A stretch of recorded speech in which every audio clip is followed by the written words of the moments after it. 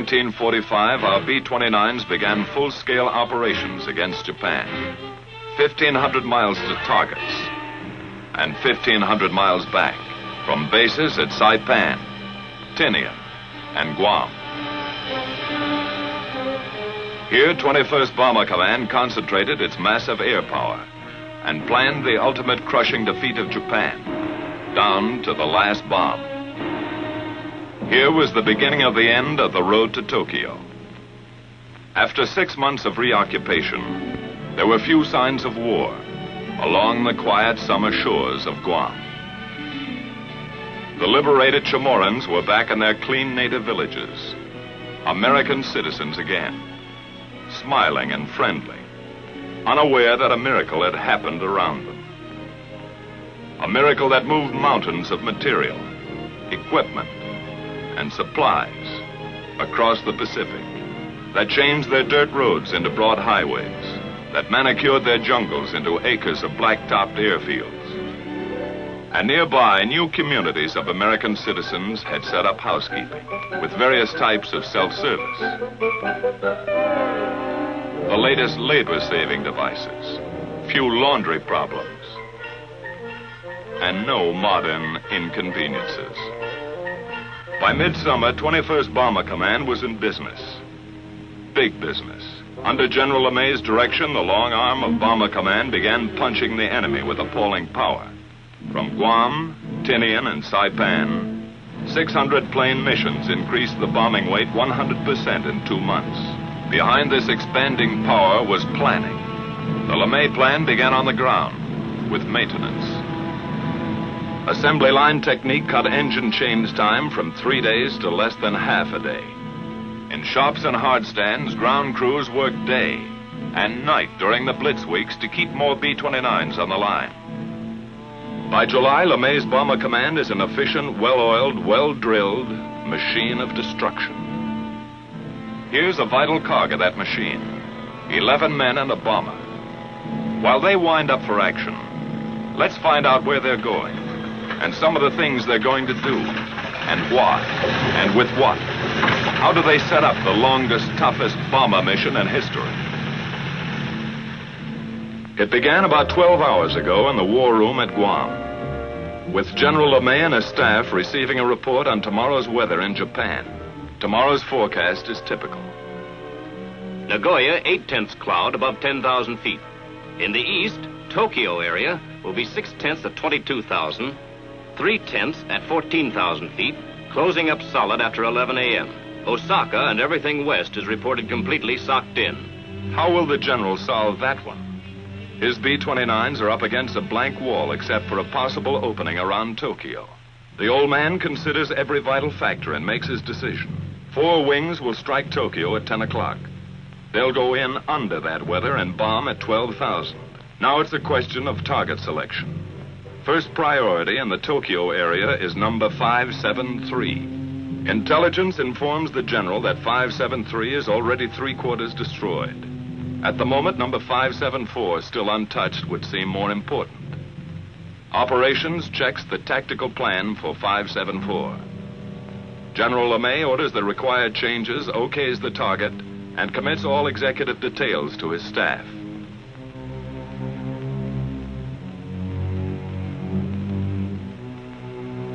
Operations, with his deputy chief of staff and project officer, goes to work setting up the changes. In that plans folder is a mountain of preparation by special sections of intelligence and operations. 1,000 hours of research. Collated facts and figures have been distilled into Tactical Plan 574. Aircraft will assemble as briefed with 3 groups of P-51s for escort. Smoke markers at 1-minute intervals will be dropped by lead planes to expedite departure from assembly point. 1 squadron each wing will carry M47 incendiary clusters. Balance of squadrons, 500 and 1,000-pound GP bombs fused a quarter-second nose and tail.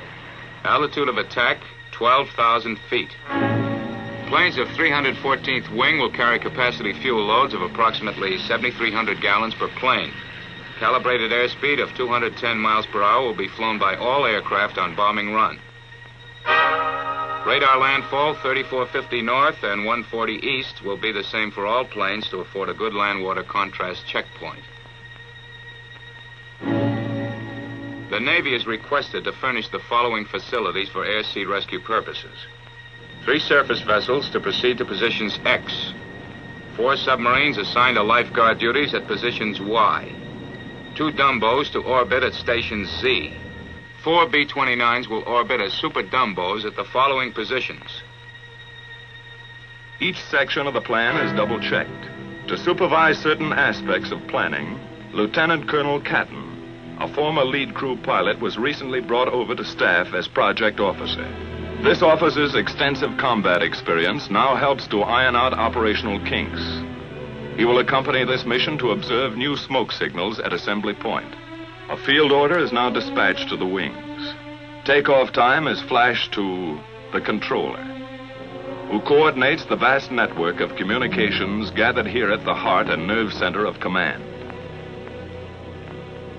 Here in the control room, status panels and a mission board are maintained to show at a glance the countless up-to-the-minute details of all daily operations.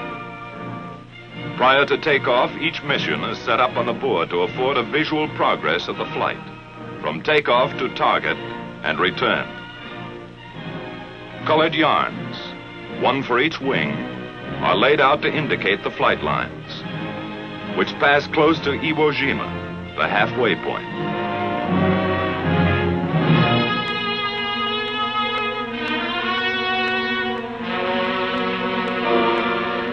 And proceed as specified in the field order to the proper target. Other symbols are used to mark air-sea rescue positions.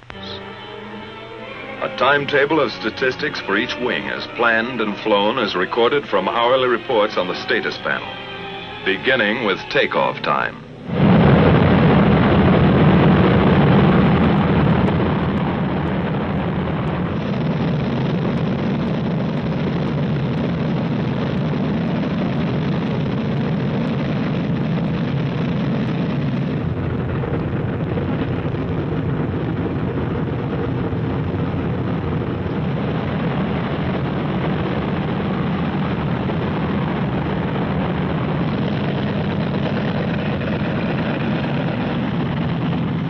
Veteran crews, it's just another day's work.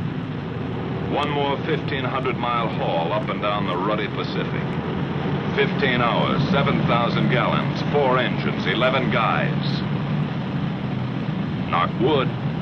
A water jump across 20 degrees of the globe. A continent of ocean. Destination, Tokyo. It's like taking off in Mexico for targets in Canada. The 314th is airborne. 145 planes, 1 minute apart, 67 tons each.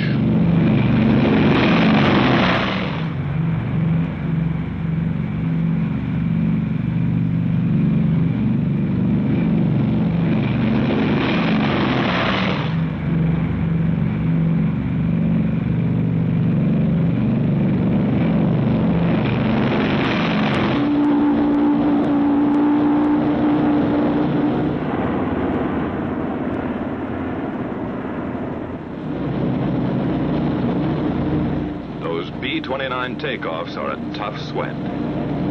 That first long moment is the worst. Some swear it takes luck, like a wife's stocking, to beat it. At Tinian, 100 miles north, 2 more B-29 wings prepare for takeoff. 134 aircraft from the 58th wing. 100 more from the 313th wing. At Saipan, a few minutes later, the veteran 73rd wing lines up for takeoff. 153 more bombers are added to the mission striking force.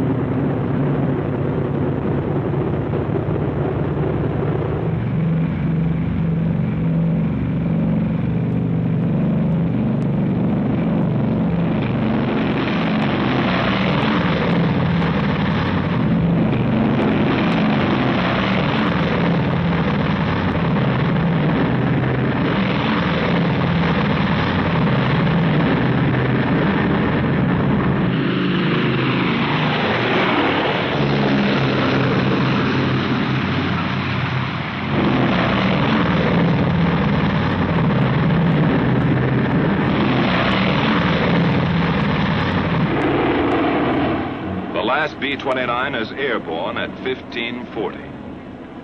The tower at Saipan relays this information to the controller back at Guam. First and last takeoff times of each wing are recorded here and go to make up the first of a series of tabulated mission reports.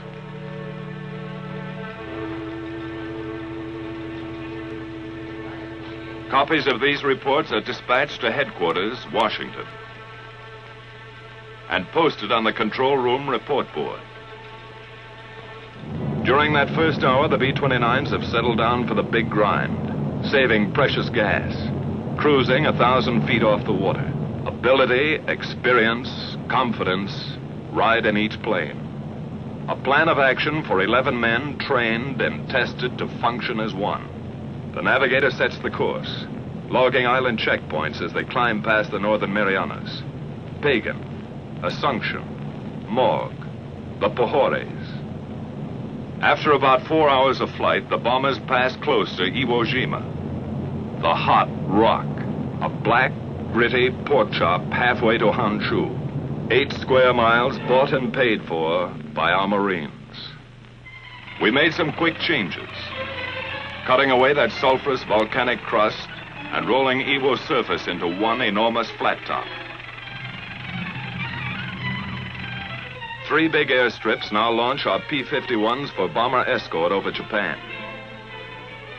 General Moore and his staff of 7th Fighter Command run the show and direct all air-sea rescue operations in close collaboration with Bomber Command. A last-minute briefing check, just to make sure today's fighter escort knows all air-sea rescue positions. Out on the line, General Moore's P-51s are warming up for the longest fighter flight on record.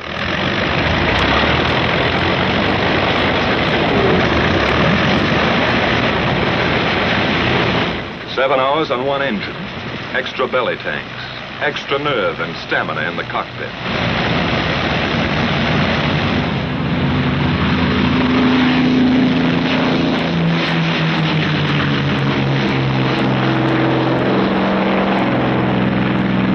About the time our bomber wings are passing Iwo Jima, the pea shooters are taking off, scheduled to join them 3.5 hours later off the shores of Japan.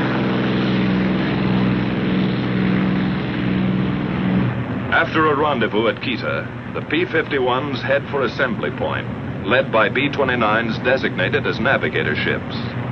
Farther west, our bomber wings grind ahead on the last lap to the Empire. Reports to the controller back at Guam give their flight position, which is kept up to the hour on the mission board.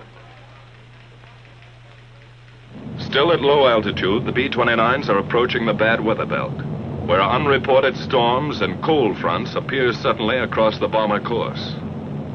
Pilot to crew, we're going to start our climb. Check oxygen equipment. Tell Buck he'd better get out to his doghouse. As they begin their slow climb to altitude, the crews prepare for the vital business ahead. And from now on till they come off target and head home, it's all business. The central fire control system is warmed up. Superhuman brain power at the flick of a switch. Each gunner flexes his sights and tries the coordinated fire controls with a few short bursts to clear the gun. After pushing up to altitude, the bombers arrive close to assembly point. Air in the pressurized cabin is comparable to 8,000 feet. But oxygen masks are adjusted and ready for instant use. From the southeast, our fighter escort appears with its navigator ships, which now turn off to wait for the fighters' return at Rally Point. The Mustangs climb in formation to take positions above the boxes of B-29s.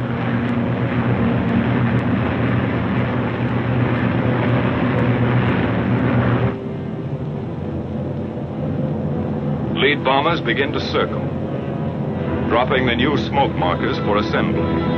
The project officer observes this part of the tactical plan in action. From various zone positions, the groups separate and form on their lead ships in 9 or 11 plane waves. which head for initial point. The big parade is on.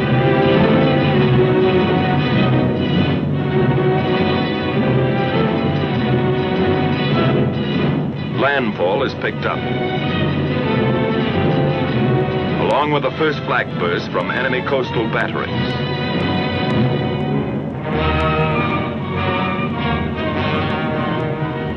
Fujiyama, the familiar white beacon, marks the turn for initial point. Flak becomes heavier and more accurate.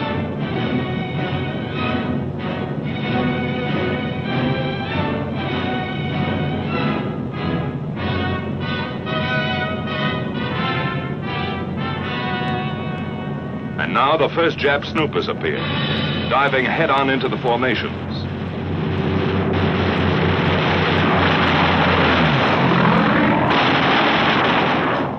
Some are suicide fighters trying to ram our bombers. Other Jap fighters drop phosphorus bombs, set to explode in front of the oncoming B-29s.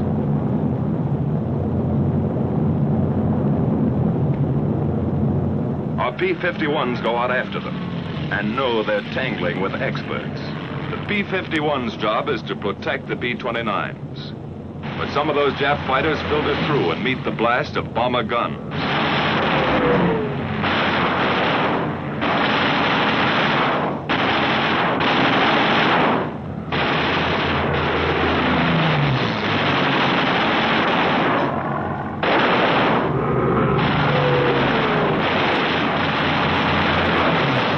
Tail gunner pleads with a nip fighter to come in a little closer.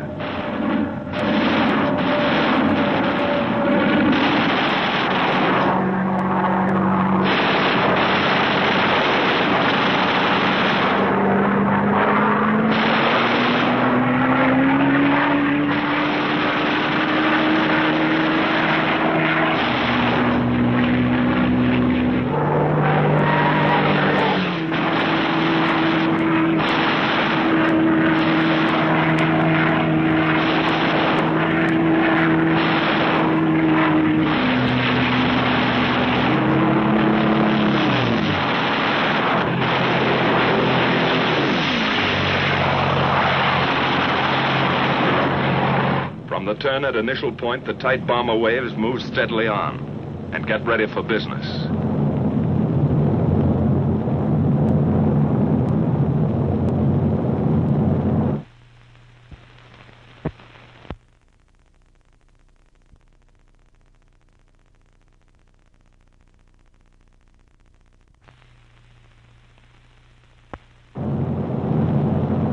Flak and fighters fall off.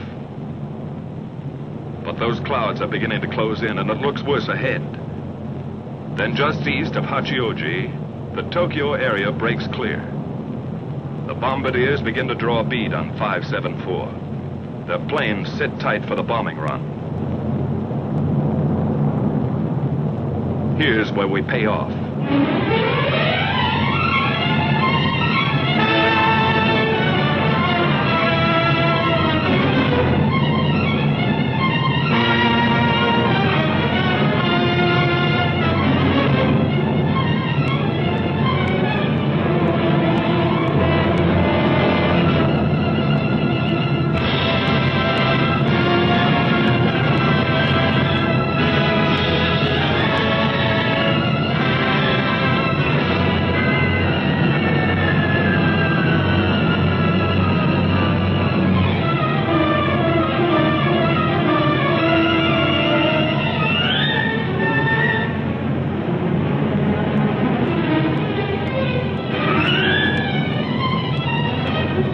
Jap aircraft plants and an airdrome 12,000 feet below are about to receive 4,000 tons of destruction.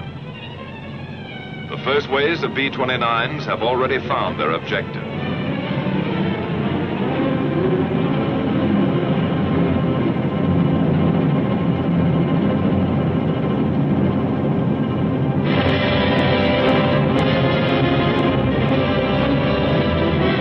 Succeeding bomber groups add their devastation to the smoking targets.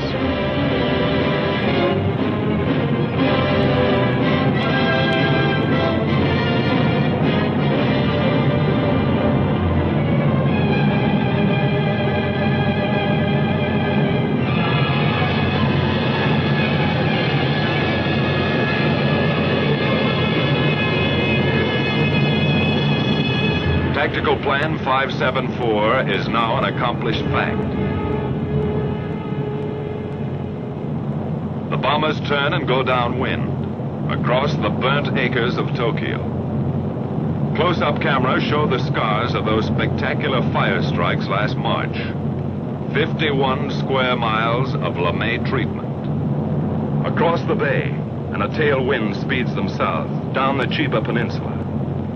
This is fighter country. With the first call on the intercom, our Mustangs peel off and go to work again.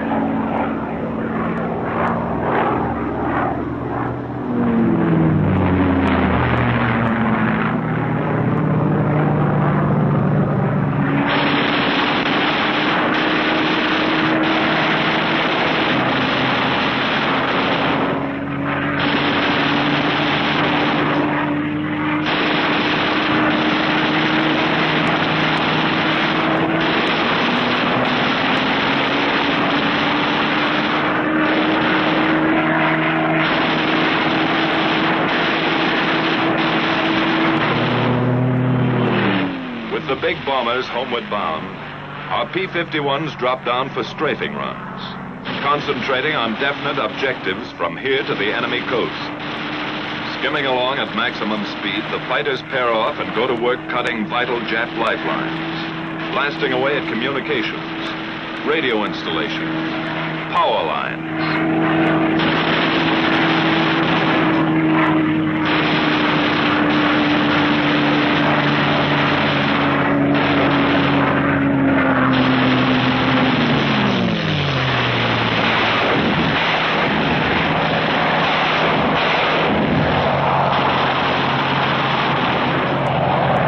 Swooping down on enemy transportation, railroads, marshalling yards, small suburban factories.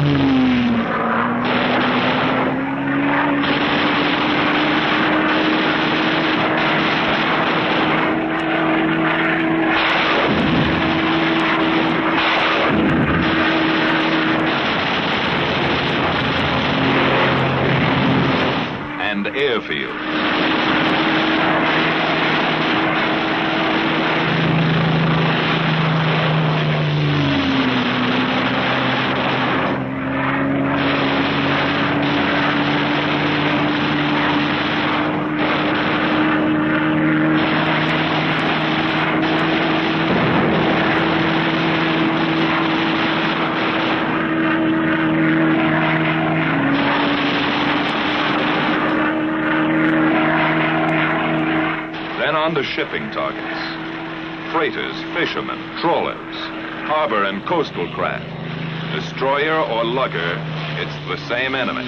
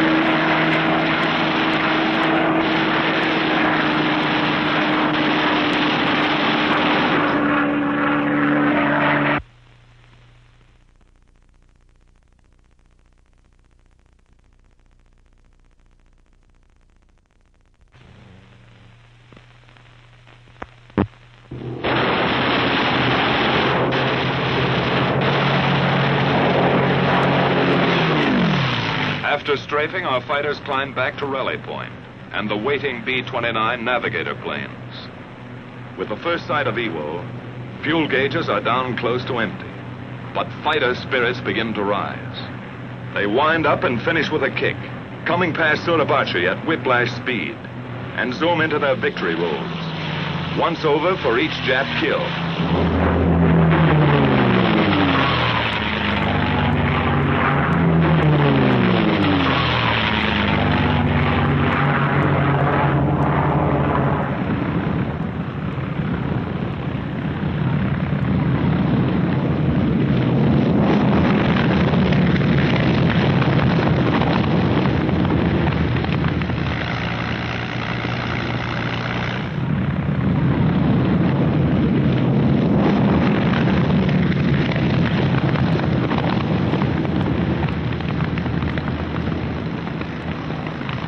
After the last fighter groups are in, all hands sweat in those first limping B-29s. That runway is a beautiful sight as they let down with engines out, low in gas, or beat up by flak and fighters. In 3 months, nearly 2,000 crippled or gas-shy B-29s havened at Iwo. You can understand why those 4 fanboys blessed those Marines, and even named their planes after them. The lucky ones are fueled and depart for home bases in an hour. But Iwo still has its hazards. Weather can turn this station into a hopeless daymare. Fog and quick overcast often blacks out the airstrip during these crucial periods. That means orders to bail out. Or with luck, a B-29 might drop in for a copybook ditching.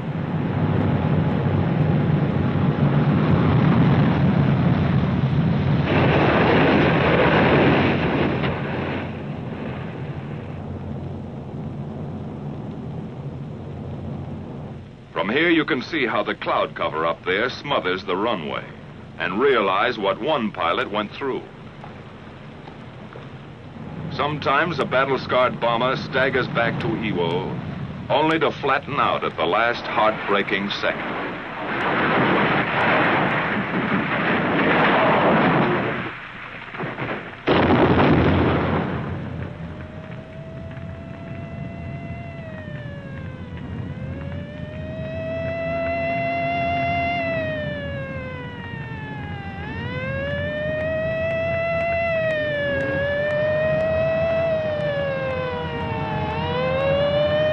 By some miracle, the whole crew got away from their stations to safety before 2,000 gallons of flaming gas enveloped them.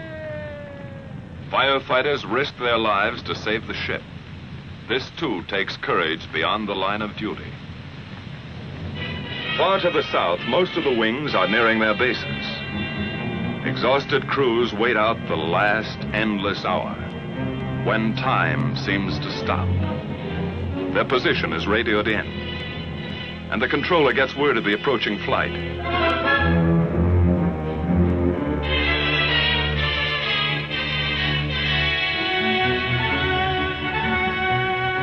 At last, the familiar Arianas appear on the horizon.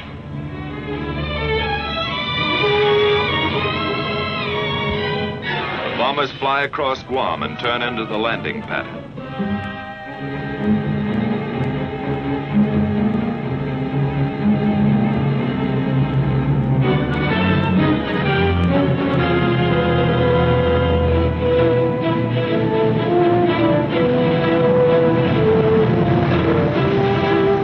15 hours ago, they left the other end of that runway. It's a pleasure to be back. A pleasure to roll on solid, familiar blacktop.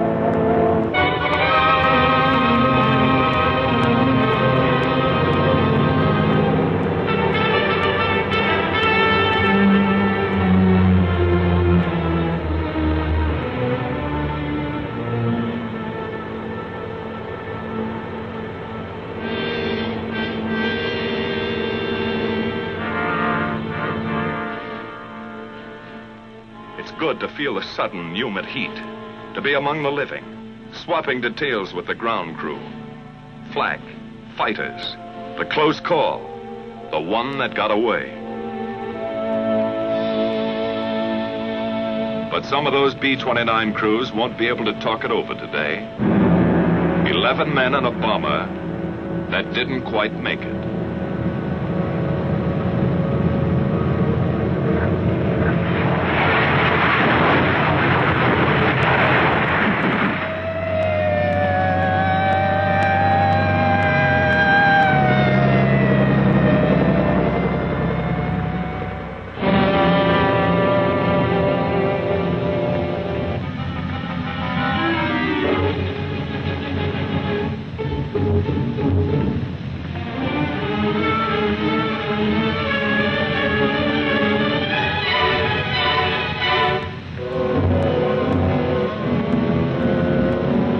Rescue squads tear away the hot metal.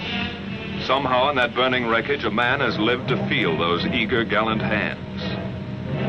1 life saved and 10 lost. That's part of today's toll.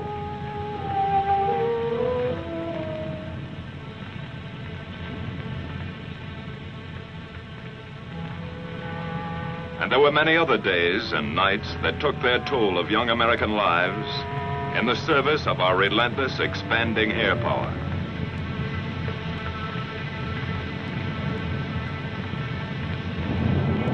By the end of July, our B-29s had all but obliterated the enemy's ability to make war.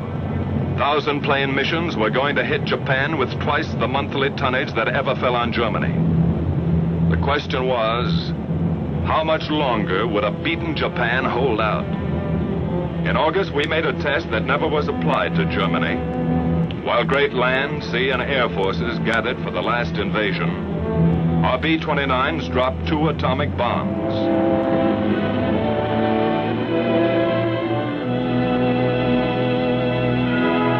Which hastened the surrender of Japan and saved untold thousands of American lives.